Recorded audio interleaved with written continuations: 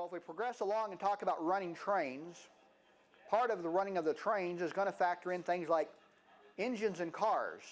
What kind of engines are you going to have on the railroad? What kind of cars are you going to have on the railroad?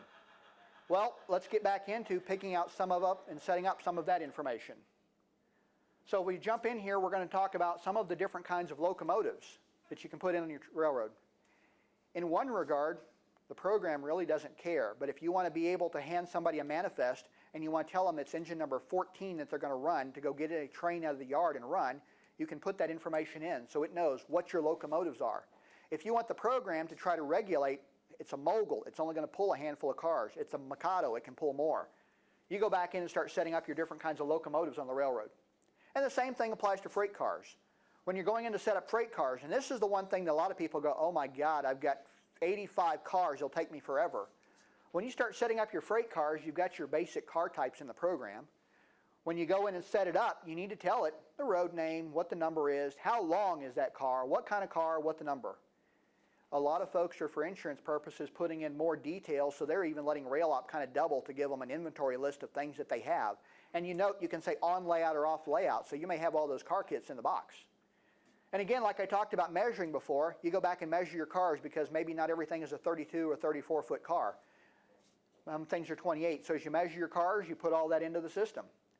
And if you think it'll take forever to put 70 cars in, after you key in a car, you can use the duplicate feature. It brings up the same thing, and the only thing you have to do is put in your next number. So if you've got 15 box cars, they're all the same, 1505, 1509, 1612. Before long, you got a bunch of cars in the system. All pretty straightforward to get loaded in and rolling. There's a bunch of reports you can generate which come in handy for saying, okay, insurance guy, these are all my train cars that I have. There's also reports as you start playing trains to tell you where cars are supposed to be on your railroad, because after an operating session, it never fails. You're going to find that Bob misplaced DNRG 3509 with DNRG 3905 and swapped the cars around. And why is there a tank car at the feed store? Well, possible. So we got our different kind of trains we're going to talk about. Some people run passenger, some people freight, some people run mixed, specialties, excursions. You've got to go back in and tell the program different trains.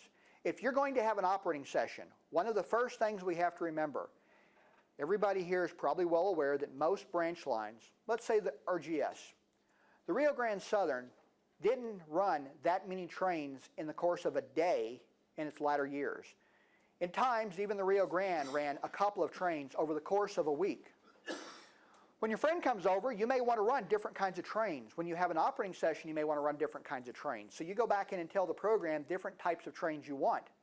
And it's pretty straightforward. You're going to go tell it that it's a freight train. You're going to go back in and tell it that, you know, this is a freight train that runs the northbound run. It's going to stop at different towns that you want to switch at.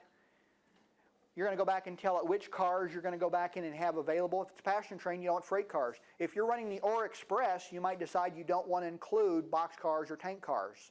So you start setting up different kinds of trains.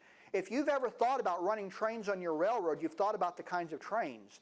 Only thing you have to do now is just simply tell the program, I want to run trains, but these are the kinds of trains I want to run. You translate that out into the computer screens and setting it up. There's a nice mixed train. Box car, Gons, flat car. It's all up to what you want to run on your railroad. You decide what you want to run. You're still in control. But the whole idea is let's use a computer to take away the paperwork side of it. So we've got everything set up in the program. Didn't take long for this layout to get built.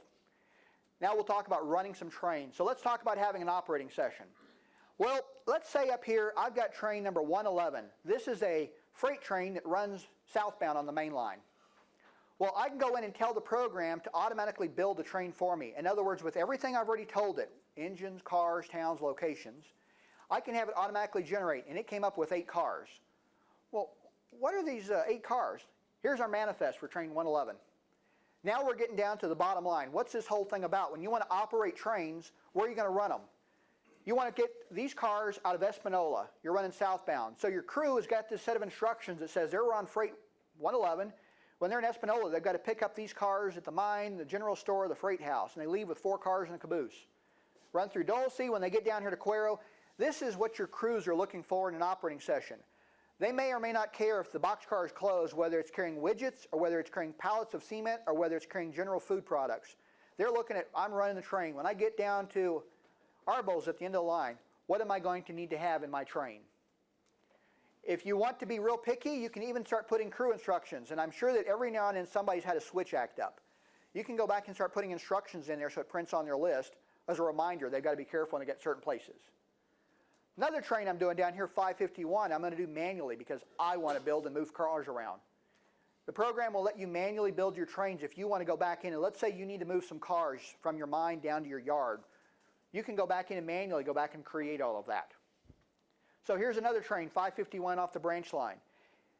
If you need glasses and it's big, you ought to be glad we didn't have it on the screen over here. But one of the nice things with the program is you can also turn around and use one page as opposed to 2 columns and go back and adjust your fonts and print. So if you think the printout's going to be hard for some of your people, you can go to a much larger print.